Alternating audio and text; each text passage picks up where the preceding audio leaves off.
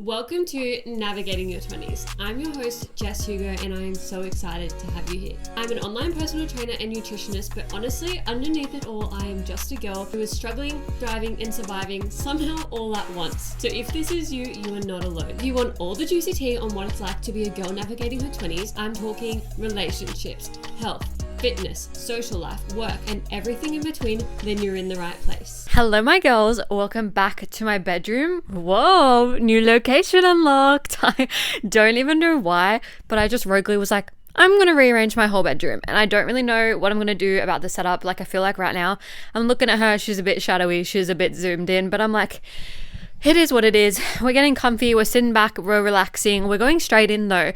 I really want to talk about yo-yo dieting. The reason you keep yo-yo dieting, the most common thing I see from girls, yo-yo dieting. Like, I completely understand why this is a thing. It is something that I have struggled with in the past, where I would be so on and quote unquote good for a couple of weeks. I'd be really smashing it. I would like literally be looking good, seeing the results, and then I would just go insane. I would go crazy, and like, I wouldn't even call it a binge, because a binge is obviously like almost like an episode where you are like binging in the moment and consuming everything in sight in the moment. But yo-yo dieting is where you're like falling off, going back on, falling off, going back on, right? So like, essentially, it's just like you're really consistent, dropping off, like yo-yo is exactly what the name suggests. But yeah, I've done that before, and then I fall off, and then I want to eat everything in the world, and then I'm super bloated and I feel shit again, and then I want to lose weight again, and I'm like, what the fuck is wrong with me? When like in reality, there's nothing wrong with you. It is like the concept of how we think we need to be to lose weight and succeed, and what we think we need to do.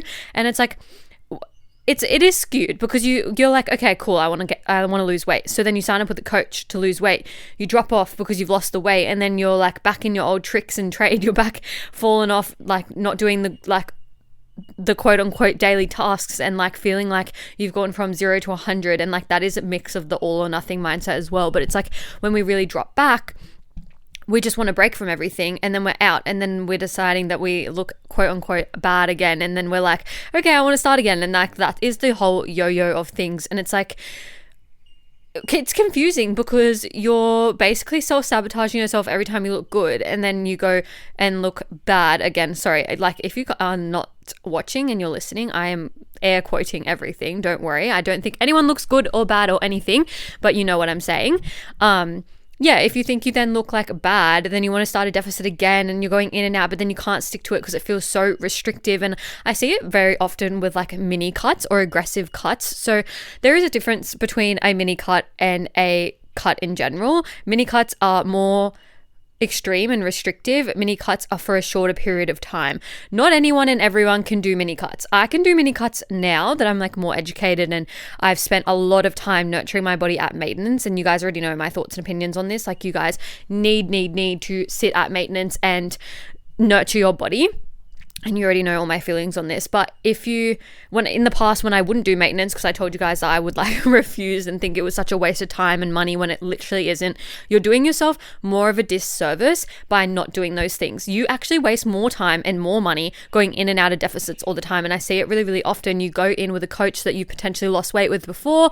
You ended up, when you lost the weight, because you're like, cool, I'm happy, I'm done. You went back in with all the weight gained plus more, and then you're struggling to actually commit to the deficit. And it doesn't mean that that coach is now shit. You know you've seen results with them, and it doesn't mean you're now shit and you can't get results, because again, you know you've put in the work and seen results before. It means that you actually shouldn't be in a deficit right now, and these calories are not truly what you're sticking to. And if you feel caught out right now, you're not alone in this. Like, as I said, I've been there before, where I'll be like tracking things and secretly eating things that weren't tracked, and I'd be like, I don't know why, and I was just being so delulu, and I wouldn't face the facts that reality was I wasn't tracking accurately. Reality was I wasn't meant to be in a deficit in that time and phase, which is fine, which is actually okay. Why are we wrong for not being able to stick to a deficit? Like, that shouldn't be the case. But yeah, essentially, it's like, there's times and places where you're like, you physically cannot. You literally dread opening MyFitnessPal. You feel so obsessed with the numbers, and then your body starts resenting it. Your body is like going into fuck it mode, connecting with your brain, telling your brain, fuck it, we're not doing this anymore. And that is how the yo-yo gets created. And it's because, okay, so we have the initial deficit. Whether you're in a bad place or not, meaning like whether you've nurtured at maintenance or not, you're ready, you're locked in, ready to go. You're at the top tier of motivation. You want to get in, get it done. But then life gets in the way because life is always lifing. You and your boyfriend break up. You get in a fight with one of your coworkers or one of your best friends. Your boss is in a bad fucking mood. It's ramping up at work and everyone's got these hectic KPIs they need to reach. You name it, there's something fucking in there. Higher up management are coming into the office and they're making your life fucking hell. There's like always things that go on, and then suddenly your deficit out the door. Too hard to commit to. And it's probably because like most girls get stuck in this very, very low calorie deficit, and there are coaches out there that unfortunately do give really low numbers, and then they're like, well, I'm not going to be able to stick to my 1,500 calories tonight, so I'm just going to give up. Like, work is so hectic, there's no way. I need to go out for dinner now because I finished so late, and there's all these things, right? And I literally was speaking to someone today and I was like, I want to complement your routine. I don't want to add to it and make it hectic and make it overwhelming. I want you to still have date night with your partner. I don't want it to be this thing where life gets in the way and suddenly you hate life. Suddenly you're seeking quick as fuck results. You want to get in and out. You're listening to all of these things thinking, fuck, I actually should get my life together. Jess literally reminded us not that long ago that summer's coming. I should just start my deficit today. No, you're not starting your deficit today. You're obviously not listening if that is the plan. Nurture at maintenance. And I get it if you want to cut a little bit for summer, okay? I'm literally game planning with one of my girls right now about cutting for summer and all of the things. But as I said, it's a game plan. We already have a plan in place that we're planning to start her cut on this date. Why? Because we're doing the nurture work right now in maintenance. And we know that if life gets in the way, like literally life has been lifing for her already. I've only been training her for a few weeks, but life has been lifing and testing her in so many ways. And I was like, imagine if we were in a deficit right now. Literally imagine if. You would be feeling so shit, so defeated. And that's why we jump into deficit so quickly and then we get defeated because we can't succeed at it, quote unquote succeed. And as I said, I've done deficits before and I've been 10 out of 10 on them. And then I'll do other deficits and I'm like, oh, why can I not stick to this? Why am I so emotional? Why am I going off track every single day? Why?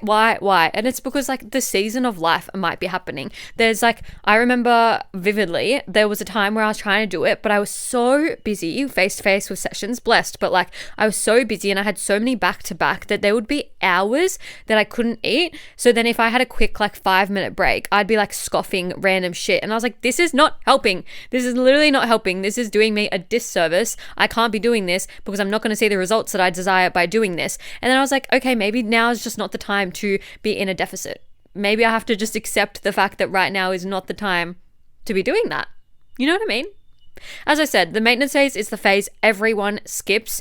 You're just convinced that you need to diet again because you're not looking great, quote unquote, but like in reality, just because you've gained a couple of kilos from your deficit doesn't actually mean you're in a bad place and you need to diet again. It essentially means that you haven't reversed out properly. You've been going a little bit crazy, but once you like actually rein it in, you're fine. You're actually fine. Please don't forget our body fluctuates so much. So if it says you're up 3 kilos, you're probably up a kilo and a bit. Like in reality, between water weight, maybe just having a higher sodium night, heavy carb night, whatever the thing may be. I know that if I like eat out and have a really high sodium meal, for example, like Thai, I know the next day I'm going to be more water heavy, more like bloated, and I'm going to be a bit heavier on the scales. And that always is the case. And I know, okay, cool. Thai equals heavier on the scales. So I know I ate Thai yesterday. I know I didn't gain fat overnight, and that is just the thing that it is. It's very common with like Chinese, like Asian food. It has a lot of sodium in it. Think like noodles and things like that. So the expectation once you eat those foods is that you're going to be up on the scales. And I think we just need to allow that to happen. As I said, your maintenance phase is a phase that kind of regulates. It lets your body breathe. It actually allows our hormones to level out so that we're actually, because we're feeling ourselves. Literally all your deficit does is restrict. So your hormones are going up and down like crazy, not understanding what's going on. They just are deprived from essential vitamins and minerals that you fucking need. I see so often that in a deficit, obviously you can't fit as much food. You have less food choices. And then you want to just eat the foods that make you feel good. And then next minute you've had like some chocolate, which is fine. You can fit it in, but you've probably had a bit more than you should have. And then now you can't fit in your fruit and veg because you've had too many carbs throughout the day. And now you're kicking your fruit and veg to the side. And it's like this toxic cycle down around and around. And it's like you're putting calories over health. And then this is why we yo-yo in and out. Our hormones are feeling fucked. Our hormones are like, oh my God, give me a fucking break. Not to even mention, and I have said this before, I see so many females under eating fats. Fats do not equal fat. meaning you're not going to be gain fat by eating fats. But if you are avoiding fats and not having enough fats, your body's not going to do what you want it to do. It is not going to drop the weight. It is not going to be functional. You're going to find that you have hormone imbalances. And like, don't get me wrong. You already know I have a chronic health condition. I have PCOS. My hormones can be fucked too, but I work with them as much as I can. And I don't feel defeated by things I can't control. I literally went on a walk today and I was getting severe like pain like through my ovaries where all my cysts are for no reason. I wasn't walking super fast. I wasn't out of breath. I like literally nothing. I was getting stitching, like stitches. You know what I mean? Like when you have a stitching and pain just out of nowhere. And I was like, this is out of my control. I can't control this. I'm just going to keep moving and breathe through it and like rub it. I was like literally rubbing it while I was walking. And I was just like, I can't control this. I could go home and sit here right now and cry about it and get so frustrated about it, but I can't do anything about that. So what am I going to do? I'm going to come home. I'm going to eat some healthy fats. I'm going to, eat some food. Maybe I'm a bit underfueled right now because I'd gone straight from like my morning sessions into the walk and I didn't really eat them enough. I'd eaten a bit, but not enough. And like all of the things. And I was like, your body will tell you. Your body will give you signs. If you're in a deficit right now and you're literally not going to the bathroom regularly, that's your body telling you. If you're getting super fatigued and feeling like you need to nap by 2 p.m., that's your body telling you. If you're finding that you're starving even after you've just eaten, that's your body telling you. And this is why you're falling in and out. You find yourself emotional eating because you haven't spent enough time at maintenance and your body's like, fuck, give me a break. And yes, emotional eating is a reaction. But if you're thinking, fuck it mode, I can't do this, can't eat it, then eating it, then feeling guilty and being stuck in this cycle, it's because you have spent so long dieting and trying to be good that now you're just feeling stuck. And it's really common, like I've written down here, stress, boredom, loneliness, celebrations, everything can kind of trigger eating as a coping mechanism. And it's very, very common of like going to food for comfort, going to food when feeling emotional. It's creating this cycle of restriction because you emotional eat. Then you feel really guilty for doing that. And then you want to work out and burn off, quote unquote, those calories. And then you want to restrict again. And then it's like, here we are again. You're now emotional again and eating again. And like, don't get me wrong. I'm an emotional gal too. I've been there too. Like, you're not wrong for any of this. But this is why sometimes I'm like, okay, we don't need to do the deficit because we're just yo-yoing in, out, in, out. If you reflect on this year, how many times have you started a deficit and like it's failed? Let's just use that word. How many times has it been? Because I've seen so many girls, I have girls in my DM saying that they have literally gone in and out the whole entire year. They've spent this whole year feeling stuck. Like we're in October and they've spent 10 months of the year feeling stuck. And I'm like, I hate that for you. I literally hate that for you. Imagine if you just did maintenance for even like 6 of those months. You'd be in such a better position now than you were then. And I get it. You get to the point where you're like, what's the fucking point anymore? I'm literally just gaining weight rapidly. I'm literally just, the scales are just moving up. My clothes aren't fitting. Like, what is the point? But it's like, we need to come into that consistency piece as well. The reason your body never changes, the reason you fall back out, fall back in is because you drop off with everything at once. You don't just like oh, my nutrition's a bit shit. You're like, okay, my nutrition's shit. I'm not going to train. I'm not going to move my body. I'm not going to go for walks. And then it's like, you're gone. All your habits are out the window. And when like in reality, just because your nutrition isn't on doesn't mean you should drop off your training, drop off your steps. Like literally, I just like am like, I keep myself accountable by being like, hey, want to go for a walk? Like I literally just invite people for walks. You guys already know I recently did my community walk and I had like, that was the second one I've run and I'm always like, cool guys, like let's just go for a walk. Like I want to just get you out of the house. And if you're listening to this, like I want to go to the community walk, you can. It's open to everyone. Watch this space. If I send through details of another one, I will let you know. It's open to everyone. You don't need to be a client, but it's like, we need those little pieces of motivation to be like, okay, I can't really be fucked going for a walk, but I know everyone's going, so I want to go. I want to keep up that consistency. I know I haven't been walking lately. I want to go do that thing. And it's like, instead of getting in this place of like dropping everything, seeing the scale going up, panicking, quitting, trying something new, thinking your coach sucks, thinking this sucks, that sucks. Like it's actually like, hey, let's give your body some time to respond because you're not getting a chance to breathe. It's not getting a chance to regulate your hormones. You're changing your mind. You're changing what you're committing to. You're going in and out, in and out. Your body's fucking confused. Your body doesn't even know it's fucking maintenance at this point because you're just causing chaos for it. It's so confused what you're wanting from it. It's so confused with the outcome. And it's like, okay, let's just come back to like, how did I actually lose the 20 kilos and keep it off for good? Because I'm not perfect every single fucking day. I'm not showing up every single day, no matter what. Like, things happen in my life. I work crazy hours. Sometimes like I'm literally working like so early. I don't even want to put times out there, like so early, and like normally finishing at like 8 o'clock sometimes, in person as well. So I'm like physically on, I'm not in bed like on my laptop. And I'm like, girl, that is crazy. So sometimes my eating that day is not perfect. Sometimes my nutrition, like macros that day is not perfect, but it's like I've still shown up in some capacity. I've either trained or done my steps or anything. Like, I don't think, oh, well, I don't really want to lose weight right now, so I'm just going to drop off, or, oh, I'm only going to do my steps because I want to lose weight, because that is not motivation. I see so many girls saying, I'm not motivated. I'm like, yeah, because you're basing everything like, I'm going to go on this walk because I'm going to lose weight. And then the next day you step on the scale after doing that walk and your scale's up and you're like, well, fuck, that walk just made me fucking gain weight, which is not reality. But you think that, and then you associate that and you're like, well, that's not motivating at all. So when it comes down to it, like making decisions around food, do you need to be in this really strict deficit, or can you just make conscious decisions around, how does this food actually make me feel? What like feelings come up for me after I consume this food? How does food actually affect my mental state? And that one's a big one, and I did a whole episode on it, so go back and listen to that one about how food kind of like affects our brain. I can't even remember the title of the episode, but you'll find it. It's like dopamine and gut health and brain and all of the things, because they are interconnected. And then that also ties in with the mental health piece. Like, lovingly, so lovingly, I struggled too.